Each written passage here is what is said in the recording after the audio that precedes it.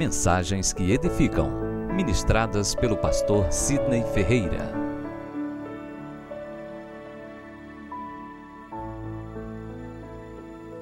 Graças e paz, amados. Amém. Meus amados, estamos no mês da família, mês de maio. É o mês em que teremos o Congresso da Família, onde os pequenos grupos estarão ministrando sobre família, onde toda a igreja estará clamando e orando pela família. Nós entendemos que família é o nosso maior patrimônio. Foi estabelecida e instituída pelo próprio Deus, que quando veio ao mundo, quando o Verbo se transformou em carne, ele veio no seio familiar. Ele não veio como um espectro perambulante, mas ele nasceu justamente no seio familiar, em um lar.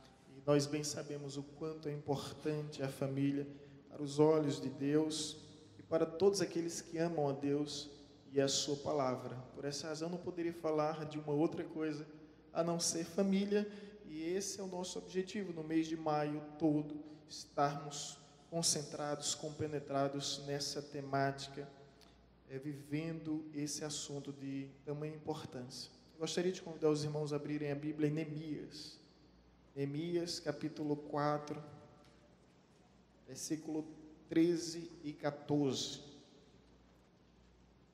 Amém? Está entre Esdra e Esté, o livro de Neemias. Neemias capítulo 4, versículo 13 e 14. Assim diz, assim está escrito: então pus o povo por famílias nos lugares baixos e abertos, por dentro do muro, com as suas espadas e as suas lanças e os seus arcos. Versículo 14. Inspecionei, dispus-me e disse aos nobres, aos magistrados e ao resto do povo: não temais, lembrai-vos do Senhor, grande e temível, e pelejai pelos vossos irmãos, vossos filhos, vossas filhas, vossa mulher e a vossa casa. Louvado seja Deus por esta palavra. Meus irmãos, Neemias viveu em uma época de muita crise econômica, moral, política, religiosa, as mais variadas e diversas crises que você possa imaginar. Tempos difíceis, tenebrosos e bastante conturbados. Ele não tinha título, ele não tinha cargo, mas ele é um homem de visão, que compreendeu que não poderia fazer tudo, mas tudo que pudesse fazer, faria. E assim ele fez. Ele entendeu que a sua importância, que a sua participância era indispensável, era imprescindível, e ele mudou o quadro, mudou todo o cenário de uma forma muito inteligente. Ele conseguiu reconstruir as muralhas de Jerusalém em 52 dias, algo que não conseguiram em mais de um século. Entre décadas e décadas, mais de um século, o povo não conseguiu. Mas o que chama a minha atenção, nosso objetivo não é falar propriamente de Neemias, não é trazer uma mensagem exaustiva, bibliográfica sobre a sua vida, não. O que chama a minha atenção aqui é que Neemias, ele percebeu que para mudar uma nação, para mudar uma geração, para mudar um povo, começa pela família. Rui Barbosa, certa ocasião, disse que a família é a célula máter da sociedade, e nós sabemos que a sociedade é um reflexo da família. Um dia me perguntaram qual é o motivo do mundo se encontrar nesse caos, nesse colapso total e geral. Eu disse: olha, não há outro motivo a não ser base familiar. O mundo se encontra desestruturado, desmoronando justamente por causa da base familiar. E psicólogos e psiquiatras são totalmente a favor de que é justamente na família que a gente herda as principais características referente à nossa personalidade, ao nosso temperamento. referente à nossa maneira de lidar com a vida por meio dos princípios éticos, por meio dos valores morais. Tudo tem uma base, e essa base é familiar. Então você percebe que Neemias, ele se dispôs a mudar a história do seu povo, sendo ele um simples homem, mas ele reconheceu que toda mudança começa na família. Não adianta tentar mudar a nação sem antes mudar a nossa casa, sem antes sermos exemplo para os nossos filhos, ser exemplo para os nossos cônjuges, sendo exemplo para os nossos pais. O avivamento ocorreu no tempo de Neemias de uma forma extraordinária, mas por causa de um investimento, sobretudo na família. Vivemos dias difíceis, dias terríveis, dias muito complicados. Sabemos que o alvo principal do inimigo é justamente a família. Eu vejo que estamos prestes a vivermos o maior combate da história da humanidade, que por sinal também é o último. E o alvo principal envolve diretamente família. Existe aí ideologias do marxismo cultural que há muito tempo já falava que a intenção era justamente destruir a família, porque a família é a base, e destruindo a família não existiria valores conservadores. Então esse é o intuito, e nós precisamos estar atentos às artimanhas do nosso inimigo, porque ele quer desestruturar, anular, aniquilar realmente a nossa família, e Neemias percebeu isso. Hoje em dia é muito comum as pessoas chorarem em nossa nação por causa do divórcio, tendo em vista que o Brasil é recordista em divórcio. E houve um advogado nessa igreja que uma vez nos trouxe uma informação com dados, fontes fidedignas, de que o Paulo Afonso era uma das principais cidades da Bahia de maior recorde de divórcio. Só perdia para a Feira de Santana e para Salvador. É esse o inimigo, são esses os inimigos espirituais que vêm assolando a família, e um é justamente o divórcio. Outros inimigos que vêm assolando a família também é a pornografia, é a prostituição, pessoas viciadas, pessoas escravizadas, pessoas que deixam de dar devida assistência aos seus cônjuges para simplesmente viverem uma aventura de uma satisfação própria, de uma satisfação pessoal. E isso não tem gênero, isso não tem idade, isso é terrível, é terrível.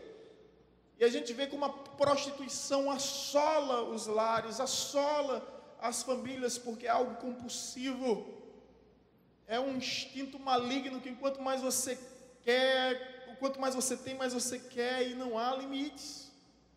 E a gente encontra o divórcio, a gente encontra a prostituição, a gente encontra as drogas. Quantas mães, quantos pais não choram porque seus filhos estão arruinados pelas drogas, deixaram de viver, deixaram de sonhar, porque se tornaram refém desse vício tão terrível. Semanalmente a gente acompanha aqui no gabinete ou em outro lugar pessoas que sofrem por causa dos filhos. Tive a oportunidade de acompanhar uma situação onde um jovem disse: qual é o problema? Não só sou eu dependente. Ele falava para a sua família toda: não só sou eu dependente. Eu disse: não é não. Você pensa que você é o único dependente, mas esse mal torna todos dependentes das drogas. Enquanto você está usando as drogas, seus pais estão preocupados, chorando, sofrendo. Então é um mal que assola toda a casa, que assola toda a família e torna todos dependentes. Coisa terrível. E a família tem sido atingida, além do divórcio, do adultério, da prostituição, das drogas, a violência doméstica, a Apesar de vivermos na era da informação, da comunicação, nunca houve tanta violência doméstica e as leis não conseguem intimidar ou inibir. As pessoas estão cada dia mais violentas. Não é somente a lei da Maria da Penha, mas tem que criar também a lei do João. O João não sei das quantas. As mulheres brabas também dando uma surra nos homens. De vez em quando eu vejo uns vídeos nas redes sociais. Misericórdia, Jesus. Misericórdia. E é terrível, porque a delegacia da mulher nunca foi tão procurada. E as estatísticas nunca tiveram tão elevadas, de tamanha violência. E a gente acompanha em nossa geração os pais jogando os filhos pelas janelas, os filhos matando os pais, irmãos contra irmãos. E a gente percebe que a gente está no meio de um conflito, no meio de um confronto que envolve diretamente família. Queremos mudar a nação, mas isso só é possível a partir do momento que nós entendermos que a nossa sociedade é apenas um reflexo da nossa família. Neemias entendeu isso. Por isso que ele conseguiu fazer o que outrora nunca ninguém tinha feito. As classes sacerdotais, os profetas, os juízes, os reis não tinham conseguido reconstruir as muralhas, e ele em apenas 52 dias faz aquilo que há séculos não era feito. Ele entendeu o cerne, o âmago da questão. Ele encontrou o núcleo, a célula máter da sociedade é a família. E se você prestar atenção novamente comigo, nesses 2 versículos, nós entendemos a importância de defender nossa família, de proteger a nossa família e de combater por nossa família. O tema da mensagem de hoje é lute por sua família. Olhe para essa pessoa linda, maravilhosa. Se ela não for, profetiza. E diga a ela, lute por sua família. Lute por sua família. Assim como Neemias, lute por sua família. Vamos reconstruir essas muralhas que estão arruinadas, que estão em ruínas. Vamos reconstruir através da fé, através da esperança, através do amor. Vamos construir, não vamos desistir da nossa família. Amém, amados? Agora vê bem, vamos agora prestar atenção nos versículos que foram lidos. Versículo 13. Então pus, em outra versão, versículo 13, Neemias 4. Por isso posicionei, alguns organizei, separei, dividi. Então pus o povo, ele separa todo o povo, por quê? Por famílias. Os Bezerras aqui, os Ferreiras acolá, os Souzas, os Silvas. Vamos separar por família. E ele começa a separar por família, nos lugares baixos e abertos, por dentro do muro. Isso chama a minha atenção. Nessa outra versão vai dizer, por isso posicionei alguns dos povos atrás dos pontos mais baixos do muro. Mais baixo, nos lugares abertos. Nessa versão vai dizer, dentro dos muros de Jerusalém. Então, primeira atitude de Neemias é, vamos separar a família e vamos proteger a família. Lute por sua família. Toda luta envolve a área defensiva e a área ofensiva. Não tem como lutar somente se defendendo. Não tem como lutar também somente se atacando, somente ofendendo. Então a gente aqui separou essa mensagem em 2 tópicos. Primeiro tópico é justamente protegendo sua família dentro dos muros. Primeira lição. Agora, se a gente quer mudar essa nação, se a gente quer transformar essa geração, sendo agente de mudança, sendo agente de avivamento, isso é possível sim, basta tão somente entender o circuito das coisas, como elas funcionam. Então, a primeira coisa é proteger nossa família dentro dos muros, foi o que Neemias fez. Estamos em guerra, vários povos se reuniram para tentar destruir Jerusalém, para tentar impedir os muros de serem reconstruídos. Mas Neemias coloca as suas famílias, as famílias da época, e diz bem assim, todos dentro do muro, ninguém sai, o ambiente é hostil, nós não podemos ser vulneráveis, então vamos estar juntos em família, e dentro dos muros. É interessante essa analogia que fala, se você puder acompanhar a Bíblia em Zacarias capítulo 4, 6, aqui a gente está falando literalmente das muralhas de Jerusalém, mas a Bíblia, você sabe que ela é escrita em uma linguagem literal, figurada e alegórica. Em algumas ocasiões, Deus fala com o seu povo através da alegoria. E em Zacarias capítulo 4, versículo 6,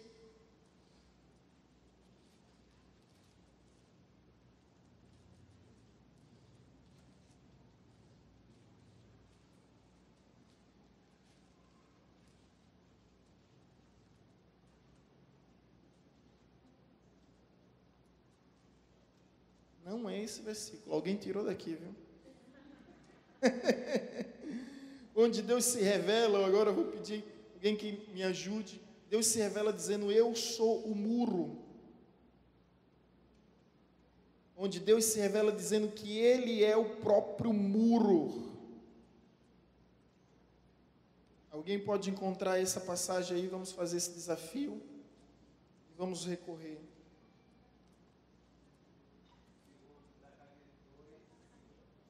Zacarias 2, 5. Muito bem, garoto. Muito bem, era só um teste para ver se estava todo mundo esperto, mas Marcondes representou muito bem.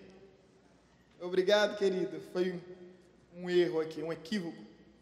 Zacarias capítulo 2, versículo 5.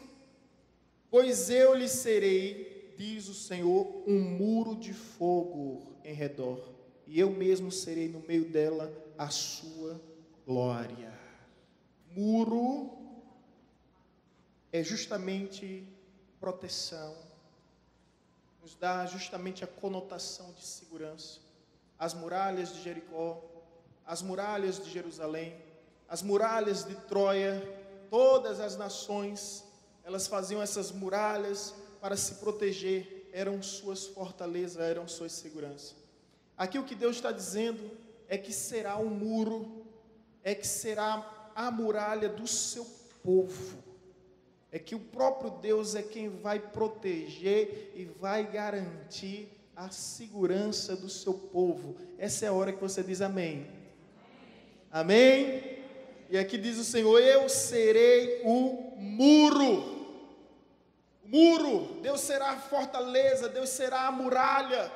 Se Deus é o nosso muro, então o que é que nós devemos fazer em tempos de guerra, ciente que estamos em guerra? O que é que nós devemos fazer? Colocar a nossa família para onde? Para onde? Dentro do muro, dentro da muralha. Não expor a nossa família. Não brinque, querido. Nós estamos em guerra.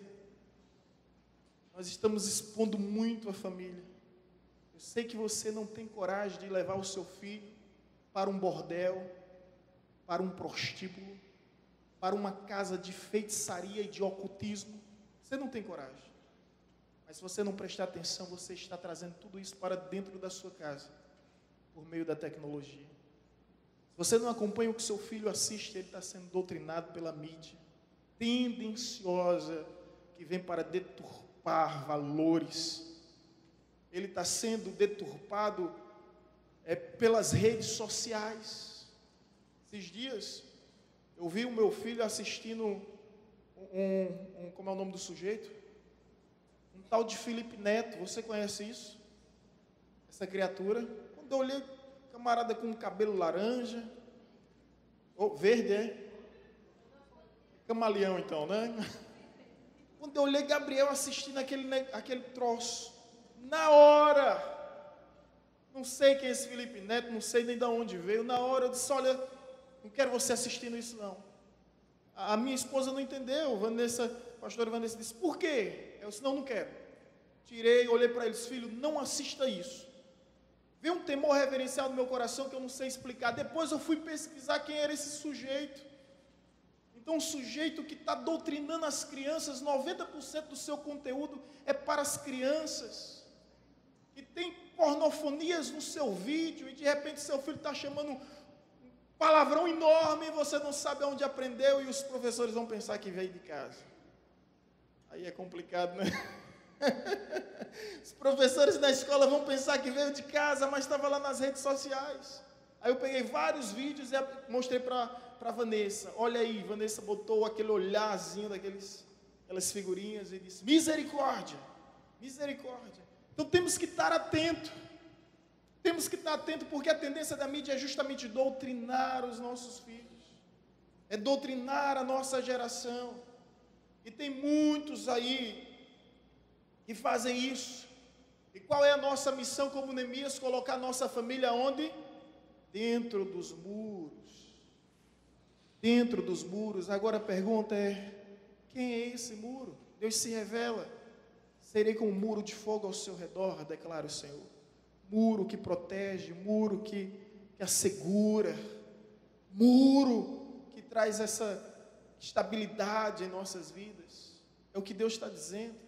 Agora, meu irmão, se você tem um muro como esse que é Deus, você quer viver vulnerável aos ataques, às afrontas, às ameaças, às investidas do inferno, temos que colocar a nossa família para dentro desse muro. Pastor, que muro é esse? Esse muro é Deus, mas essa muralha, ela é a palavra de Deus, ela é esse ambiente, a igreja. É esse o lugar em que eu quero criar os meus filhos. É nesse lugar que eu quero educar os meus filhos, conhecendo os princípios da fé, formando bons cidadãos, consciente da sua responsabilidade. É nesses muros, nesses muros, nesses muros. Eu costumo dizer: olha, não traga o seu filho para a igreja, não leve o seu filho para a igreja, sabe por quê? Porque não adianta. Venha com ele.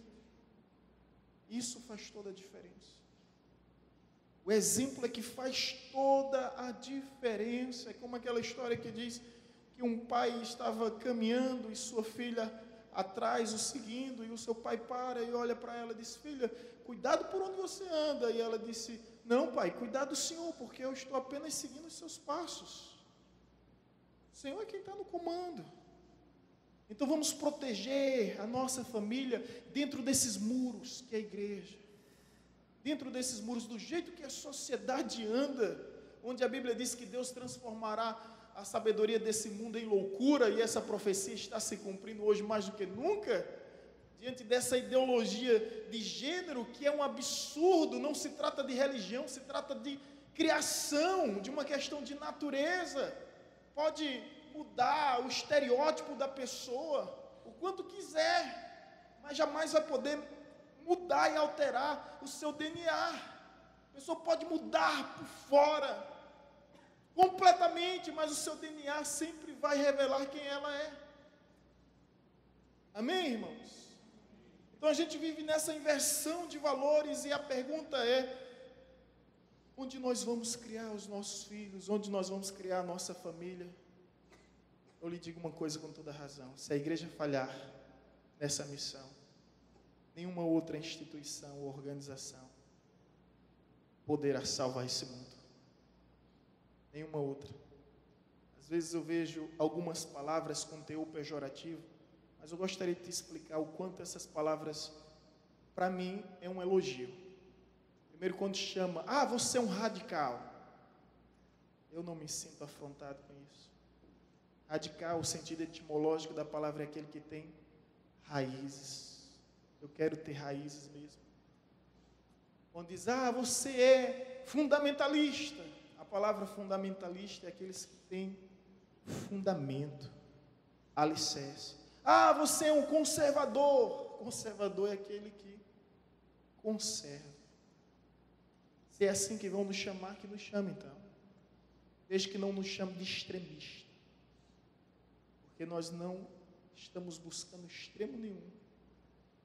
Apenas o equilíbrio.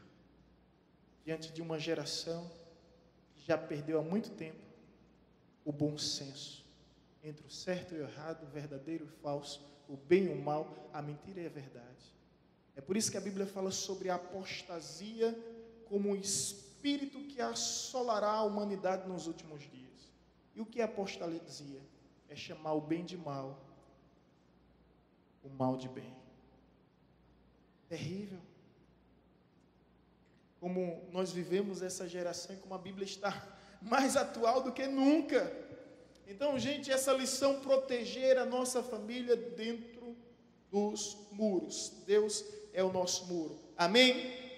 Mas agora chegou a hora de entender que não adianta somente se proteger. Chegou a hora de entender que não adianta simplesmente se defender, é uma luta, nós precisamos vencer. Para vencermos, temos que nos defender e temos que também contra-atacar. Irmãos, temos que atacar. Temos que atacar. E sabe quem é que ensina isso? Jesus. Mateus capítulo 10, versículo 34, Jesus vai dizer o seguinte: não penseis que vim trazer paz ao mundo, eu não vim trazer paz, eu vim trazer espada. Coisa forte, né? Por gentileza, projeção, coloca esse texto.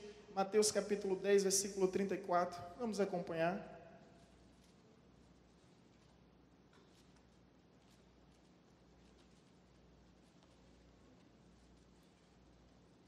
Mateus capítulo 10, versículo 34.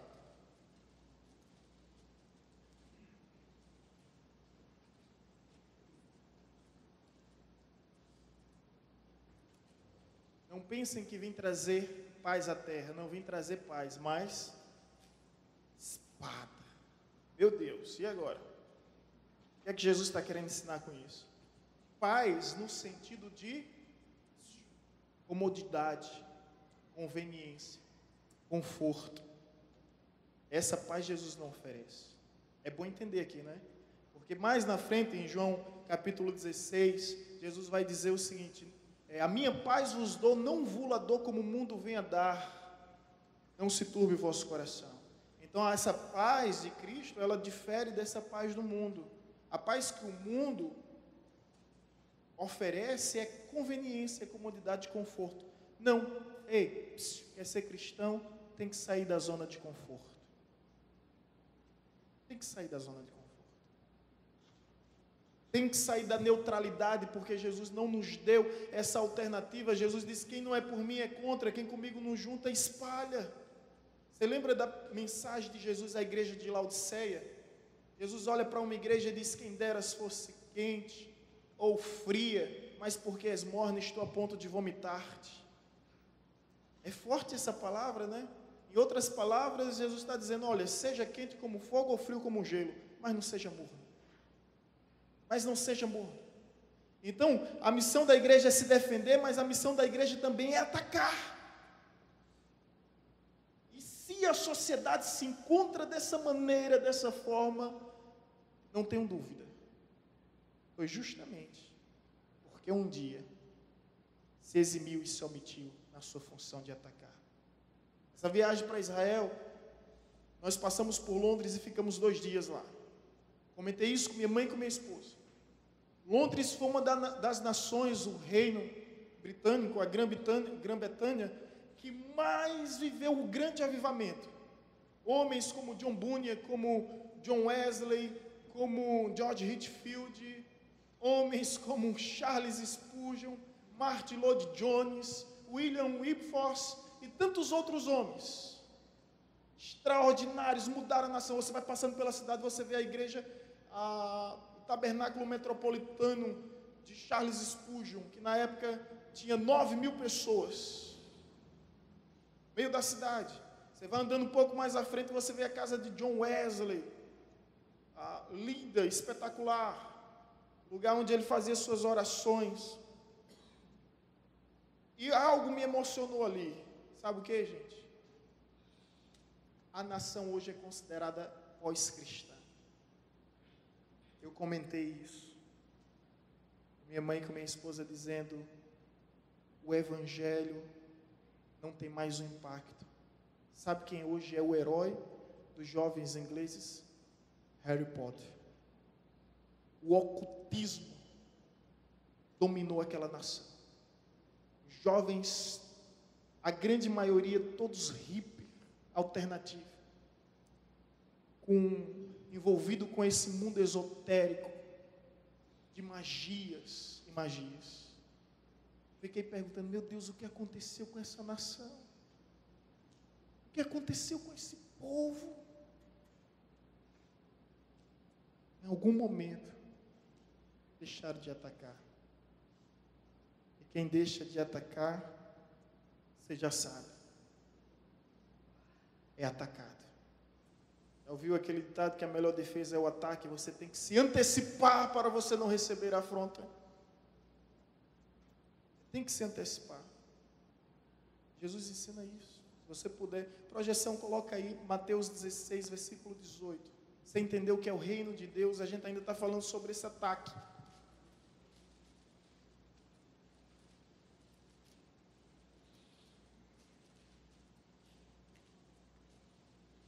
Amém?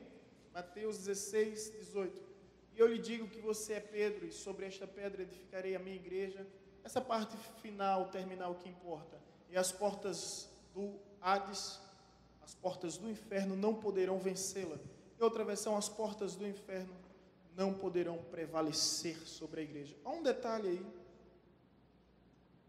Creio que a maioria já sabe, mas convém refrescar a memória da maioria e elucidar de repente o entendimento da minoria. As portas aí é da onde? Do céu ou do inferno? Do céu ou do inferno? Do céu ou do inferno, gente? Do inferno. Portas é para atacar ou para se defender? A porta na sua casa ou no seu estabelecimento de trabalho é para ataque ou para defesa? Para defesa. As portas é da onde? Quem é que está se defendendo? Quem é que está atacando? Às vezes a gente tem uma missão do cristianismo, né, como se a gente tivesse uma missão defensiva, o inimigo vindo, atacando e a gente... Não. Jesus disse: ide por todo o mundo, pregai o evangelho a toda criatura, Jerusalém, Judeia, Samaria, até os confins da terra, resplandecendo como a luz. E não importa o tamanho da luz, em meio às trevas, ela faz a diferença. E quando a luz brilha, as trevas desaparecem. Quem está atacando aqui é a igreja. A nossa missão é ofensiva. Os irmãos estão entendendo? Posso ouvir um amém? Amém. Daqui a pouco eu vou falar como é esse ataque. Mas vamos voltar lá para Neemias capítulo 4. Dentro do muro, viu? Lá no versículo 13, ele vai nos citar 3 armas. 3 armas aí: espadas, lanças e arcos. Está aí? Ó, espada, lanças e arcos. A pergunta a fazer agora: são armas de defesa ou de ataque? Todas as 3. Ou seja, coloquem as famílias dentro do muro. O muro é a nossa proteção, Deus é a nossa proteção. Agora, peguem espadas, lanças e arcos. Vocês vão se defender, vocês vão se proteger dentro do muro, atrás do muro. Mas vocês não vão ficar com mão vazia abanando, não. Vocês vão atacar dentro do muro. Aqui, ó, dentro do muro. Dentro da igreja. Amém? Vocês estão entendendo isso? Agora a pergunta: como é que nós vamos atacar? Lógico que nós não vamos criar nenhum tipo de hostilidade, difamar, denegrir. Esse não é o tipo de armas que nós usamos. A Bíblia diz que as nossas armas não são carnais, mas espirituais e poderosas em Deus para destruir as fortalezas do adversário.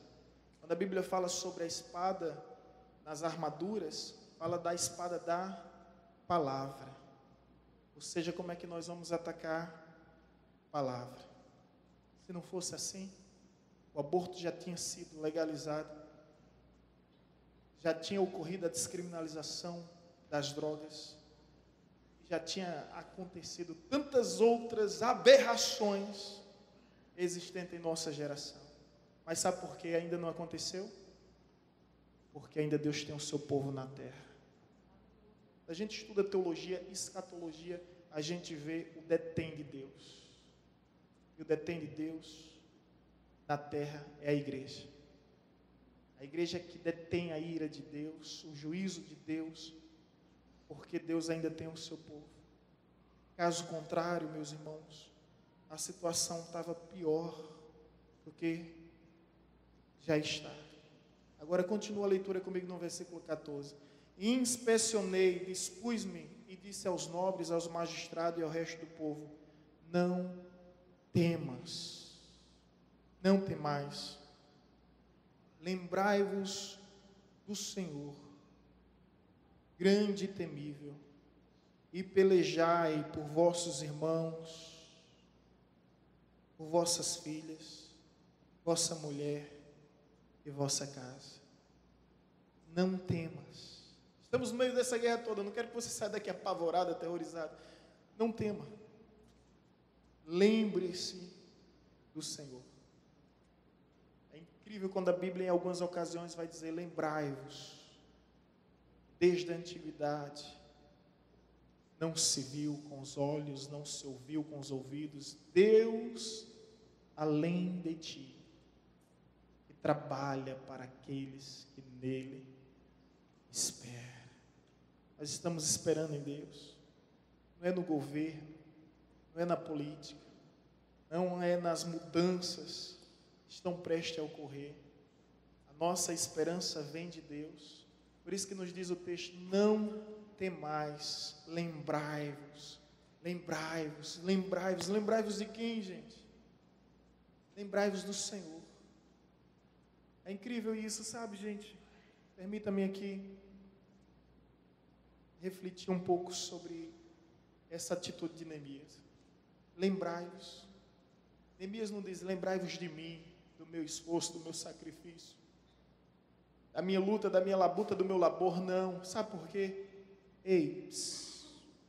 Neemias reconhece que ele é apenas um coadjuvante na história. Na verdade, a Bíblia está repleta de coadjuvantes. Só existe um protagonista da história. Você está entendendo? Deus deixa muito bem claro que só há um herói em todas as escrituras, das páginas das escrituras do Sagrado e nos anais da história. Só há um herói. Não é Moisés, não é Abraão, não é Davi, não é Neemias, não é Paulo, não é Pedro. Mas toda a história só apresenta um herói. Esse herói é Deus. É Deus se revelando, se manifestando ao seu povo, bradando nos corações e dizendo: eu estou aqui. Lembrai-vos que eu estou aqui. Você olha para aquele confronto que existiu entre os hebreus e o Egito, o poderoso Egito, entre os escravos e os príncipes, você percebe que Moisés é apenas um coadjuvante. A guerra ali não é de Moisés e Faraó, mas é de Deus. Deus com Faraó e com todas as divindades pagãs, os panteões divinos naquela cultura egípcia. Isso eu estou falando aqui, mas você pode contextualizar em todas as histórias. É Deus assumindo o controle, segurando as rédeas, esbravejando no seu trono e declarando, assim como disse a Josafá: não temais, porque essa guerra não é vossa, mas minha, diz o Senhor dos Exércitos. Lembra de Josafá, o rei? Está escrito em 2 Crônicas, capítulo 20, onde o rei está apavorado, porque vários exércitos se reuniram contra ele, e vem um profeta e diz: não temais, nem vos assusteis por causa dessa grande multidão, porque essa peleja não é vossa, mas minha, diz o Senhor. No fim, essa batalha só tem um herói. Esse herói é Deus. Você está entendendo onde eu quero chegar? Deus quer ser o herói do teu casamento. Deus quer ser o herói da tua família. Deus quer ser o herói da tua casa. Deus quer ser o herói dessa nação que é cheia de patronos, cheia de salvadores, essa nossa nação. Tem devoto para tudo que é patrono. Deus quer ser o único herói. Você chegar e dizer assim, olha, a minha vida está hoje transformada e restaurada por causa de Jesus. Meu casamento hoje é abençoado, a minha família é sarada e saudável por causa de Jesus. A minha nação é próspera e bem-sucedida por causa de Jesus. Por causa de Jesus. A história de Neemias termina não ele se vangloriando, mas ele dizendo, lembrai-vos do Senhor. Esse é o nosso desafio, gente. Lutar por nossa família. Colocar nossa família dentro dos muros para proteger. Usar as armas da verdade para atacar todas as investidas do inferno. Proteger e combater. Se defender e ao mesmo tempo ter uma postura ofensiva. E entender que o nosso maior patrimônio é a família. Amém? Nosso maior patrimônio é a família. Alguém disse, não é a família o nosso maior patrimônio. Você conhece o outro bem maior do que a família? Não é isso que eu estou falando. A família não é nosso maior, ela é o nosso único patrimônio. Único. A única coisa que você tem é a sua família. Por isso que William Shakespeare dizia, o mais importante na vida não é o que temos, mas quem nós temos. Valorize as pessoas. Não seja como essa geração que usa as pessoas e tem as coisas. Mas tenha as pessoas. Valorize as pessoas, ame as pessoas e tenha as coisas.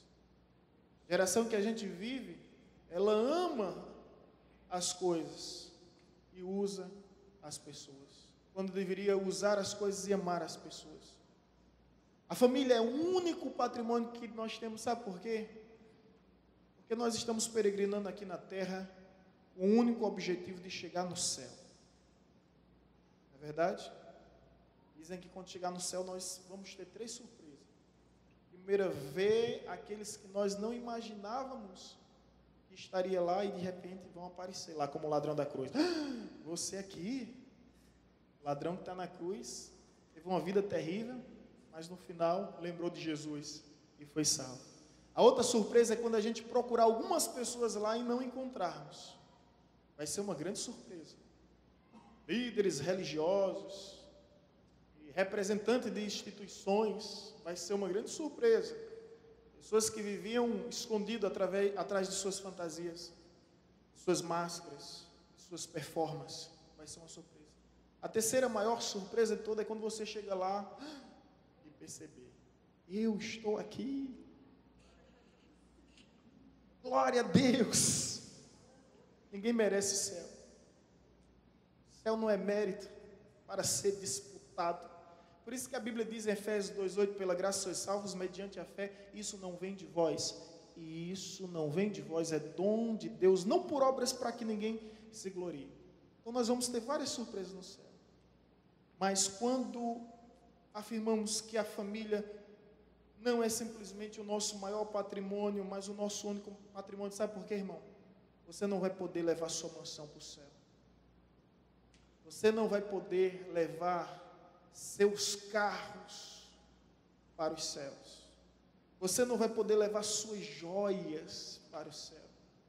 Você não vai poder levar sua coleção de sandálias, as mulheres parecem centopeias, para o céu. Para o céu. Coleção de relógios, sei lá, você não vai poder levar seus dólares, seus diplomas, seus títulos para o céu. Agora, ei, escuta só. Você pode levar seu esposo para o céu, sua esposa para o céu. Você pode levar seu filho para o céu. Você pode levar sua filha para o céu. Você pode levar seu pai para o céu. Você pode levar sua mãe para o céu. A sogra também. Você pode... Corta isso aí, tá? Você pode levar a sogra para o céu. Assim como Noé. Você sabia que Noé pregou 40 anos, ninguém se converteu? Você sabia disso, né? 40 anos pregando, ninguém se converteu.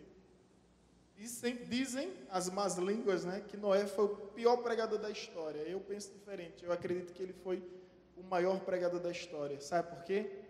Ele conseguiu colocar sua família, sua casa dentro da arca.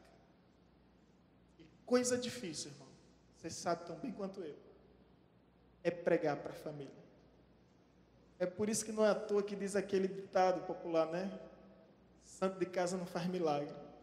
Santo de casa não tem valor nenhum. Você fala, você repetiu tanto isso, aí a pessoa ouviu de alguém, aí vai dizer, olha que coisa interessante, olha. Aí diz a frase, você é muito interessante por dentro, se acabando. Se eu passei a vida toda falando isso, santo de casa não faz milagre. Jesus já dizia que o profeta em sua casa, em sua terra, ele não tem honra. Então Noé conseguiu o maior bem, que foi levar a sua família. Esse é o nosso maior desafio. Um homem mudou uma nação, mudou uma história,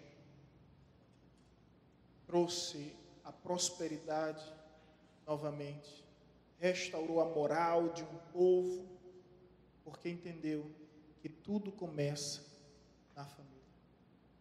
E não adianta, irmãos, se preocupar só com os que é de casa. Meus filhos estavam num parquinho e eu vi os meninos fazendo uma coisa errada. Eu fui lá, peguei meus meninos, vem aqui, vocês dois. Botei eles lá, sentei na mesa. Aí o Espírito Santo corrigiu, e corrigiu na hora. Você trouxe seu filho e não instruiu os outros, deixou os outros errando. Sabe como foi que ele me instruiu? Amanhã um deles pode ser o seu genro. Amanhã um deles pode ser sua nora. E vai estragar de tudo de bom que você fez. Eu disse, está certo, Senhor. Peguei os dois de volta. Só, gente, vamos brincar assim, desse jeito, dessa forma. Não pode isso nem aquilo, tá ok? Titio agradece.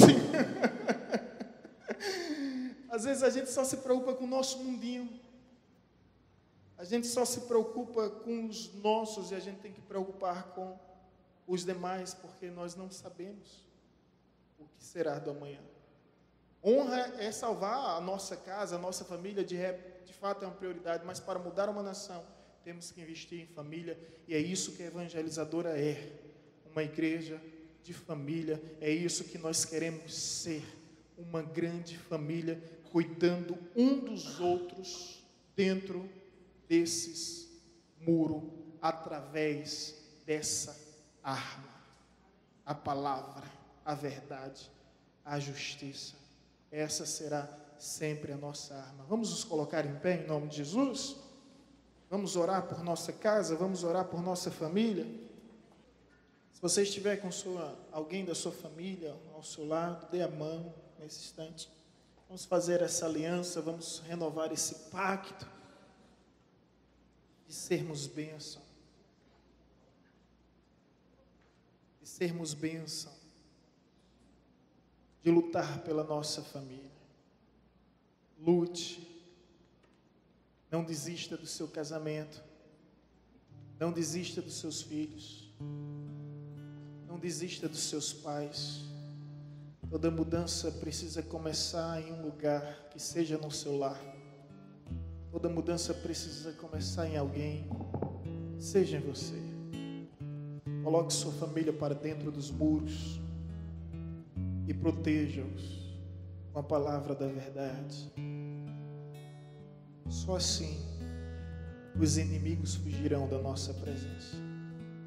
E todas as investidas do inferno perderão o seu efeito. Porque o Senhor é como um muro de fogo que nos protege, que nos guarda e que nos assegura de todo o mal. Aleluia. Ore por sua família nessa hora.